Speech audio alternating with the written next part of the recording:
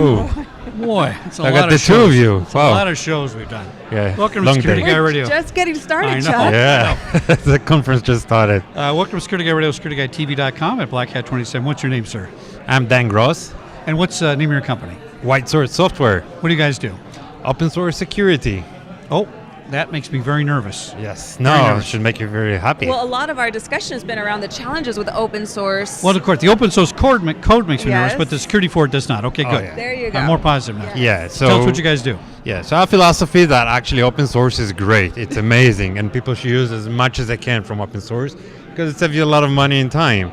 Like today, reports say that from every commercial software, about between 60 to 80% of it is actually open source component. 80% now, wow. That's a lot. And most actually solution are integration between open source component.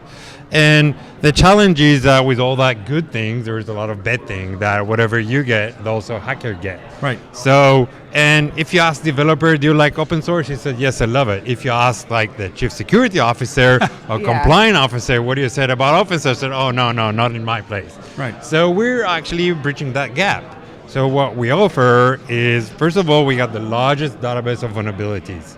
Oh, Vulnerability, maintenance, quality, and so on about open source. So when a security or legal officer can define the policy, what kind of open source does he allow into his organization, if it's from licensing perspective or from vulnerability perspective.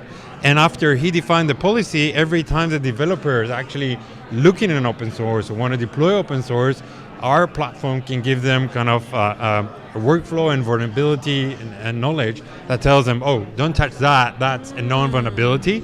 And even so, this is how you fix it. So that's the first phase, kind of the detection. Then there is the maintenance.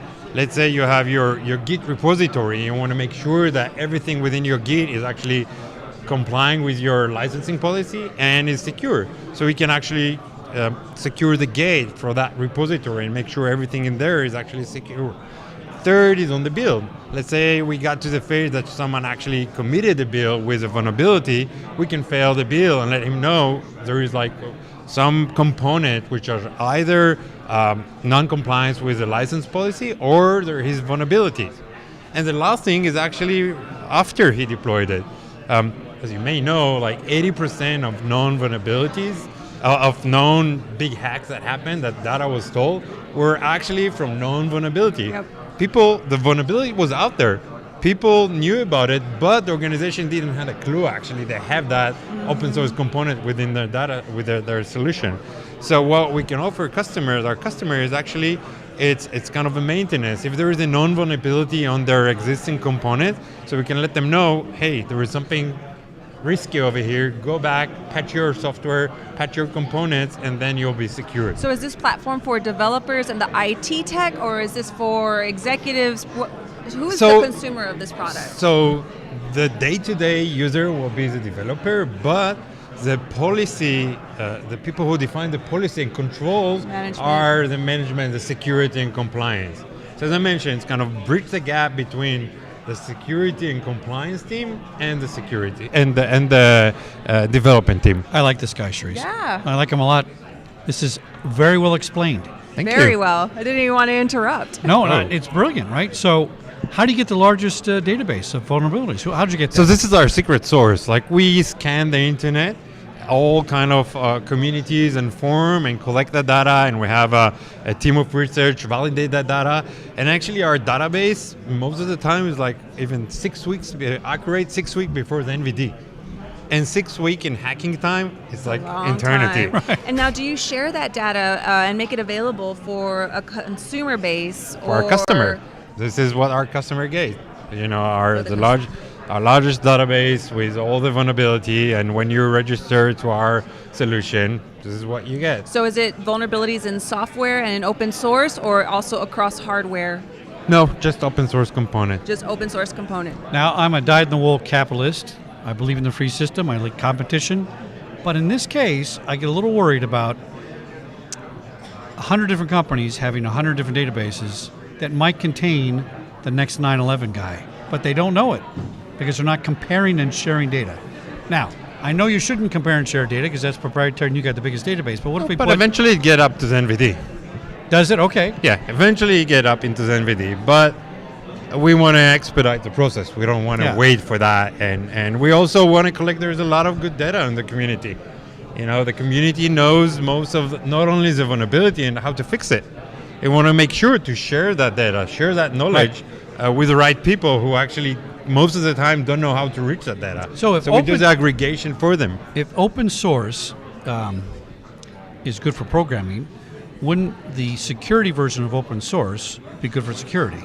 In other words, should we make all security on open source software available to everybody, and therefore the hackers can't get ahead of you as fast because we already have a patch before you came up with something you're going to do. Does it make sense? I don't speak very well sometimes. So No, eventually, when everybody will be our customers. So well, that's the idea, right? yeah, right. but you're the on Sage data, Street, the right? data is available out there. Yeah. Okay. And you It's have a available. lot of contributors to open source. Oh. That's why it's called open source. Open Right, source. but if you're trying to protect against open source, what if and there's not a lot of people doing open source security that I know of. There's not a lot of people, right? It's specialty.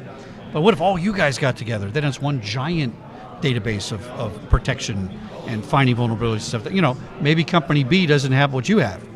And and that's kind of the secret source and our competitive advantage. That we know how to collect the data. Yeah. We know how to validate that data, and we can provide our customer with the best information. And I think also what happens eventually that because we got large customer base, also it's kind of share within our customer.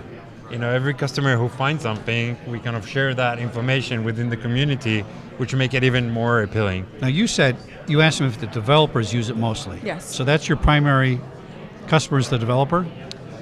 So the developer are not, eventually they're using it on a day-to-day basis. Right.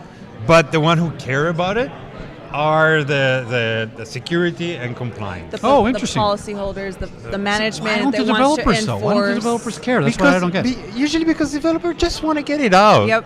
That They're first just- to market. Remember we talked about I know, that? but They it's just like want to get it out. You're putting out something in the market that's no good. And if you built a car like that, That's true. nobody would buy your cars. But it's not right? necessarily that's no good. It works.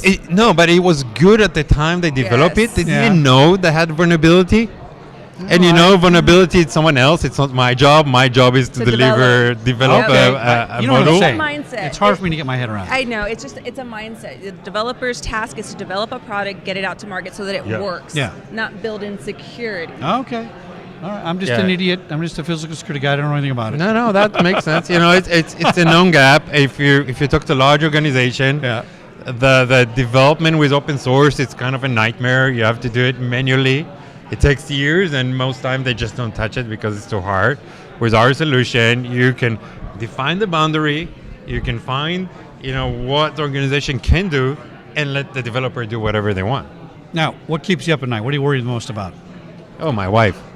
That's an excellent answer. That was That's a perfect answer. That's the right answer. right There answer. you Dan go. Cross, WhiteSourceSoftware.com. Did I say that correctly? Yep. Thanks for coming on Security Guy Radio at Thank you Black Hat very much. 2017. Fascinating subject. Thank you. I feel Pleasure. better. Thank you. Do you feel better? Yes, I I do. feel better. We got people like Dan on the case. Thanks for coming on the show. Thank you very much Appreciate for you. hosting me. I liked your response. Perfect.